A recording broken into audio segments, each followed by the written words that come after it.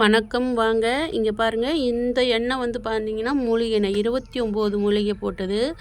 எல்லா மூலிகையும் எங்கள் வீட்டாண்ட இருக்கிற மூலிகை எடுத்து தான் நான் வந்து 29 மூலிகை கலெக்ட் பண்ணி தான் நான் வந்து எண்ணெய் காய்ச்சி சேல்ஸ் பண்ணுறேன். உங்களுக்கு வேணும்னா இந்த 29 மூலிகை எண்ணெயும் நீங்கள் வாங்கிக்கலாம். செம்ம சூப்பராக இருக்கும். நான் வந்து பிளாக்காக ஆகிறதுக்கு தான் நான் வந்து இந்த எண்ணெயை நான் ரெடி பண்ணியிருக்கிறேன். அதுக்கப்புறம் பார்த்திங்கன்னா நிறைய பேர் கேசவத்தினி எண்ணெய் மட்டும் தனியாக கொடுங்கன்னு சொல்லியிருக்கிறாங்க. அதுக்கும் வந்து கேசவத்தினி எண்ணெய் ரெடி பண்ணுறதுக்கு தான் இப்போ வந்து இந்த கேசவத்தினி நம்ம கட் பண்ணியிருக்கிறோம் செடியிலேருந்து.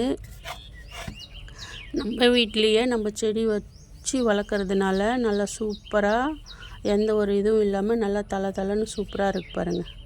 அதே மாதிரி ரோஸ்மேரி எண்ணெயும் கேட்டிருக்காங்க. ரோஸ்மேரி எண்ணெயும் நான் வந்து ரெடி பண்ணுறேன். இங்கே பாருங்கள், கொஞ்சம் பறிச்சுன்னு வந்திருக்கிறேன். இன்னும் கொஞ்சம் பறித்து எல்லாமே வந்து சுத்தமான முறையில் நான் வந்து ரெடி பண்ணி நான் தரேன். ஒரு 4-5 பேர் வந்து எனக்கு இது தனித்தனியாக வந்து செஞ்சு கொடுங்க, காய்ச்சி கொடுங்கன்னு சொல்லியிருக்கிறாங்க. அவங்களுக்கு வேண்டி இதை ரெடி பண்ணுறேன் நான்.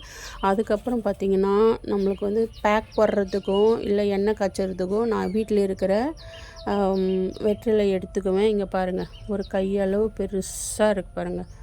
இதே மாதிரி தான் எல்லாமே இந்த கொடியேறி இருக்குது. அதில் நிறைய வந்து இது மாதிரி தான் வந்து பெரிய பெரிய வெற்றிலையாக இருக்குது.